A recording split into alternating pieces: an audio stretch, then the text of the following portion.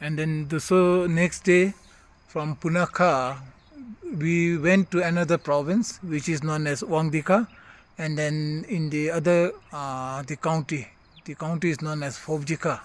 So the Phobjika is the name of the valley, and then there's one of the oldest monastery. That is the monastery of Nyingma.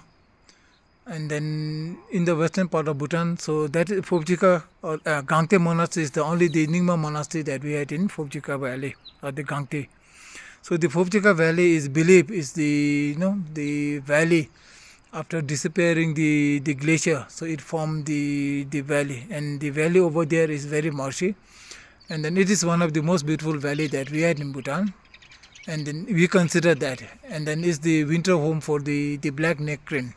So during winter, somewhere in the month of end of October or first week of November, the crane, which is like around more than 1.5 meter tall, so they comes from Tibetan plateau, okay, and then they stay over there in that valley for whole winter, and then during summer they go back to the Tibetan plateau.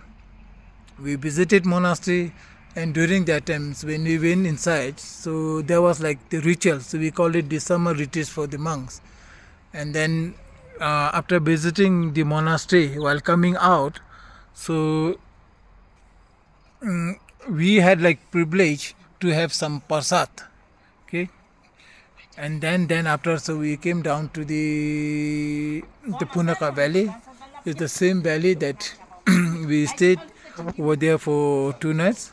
And then the next day, so we drive from Punakha to Paro Valley.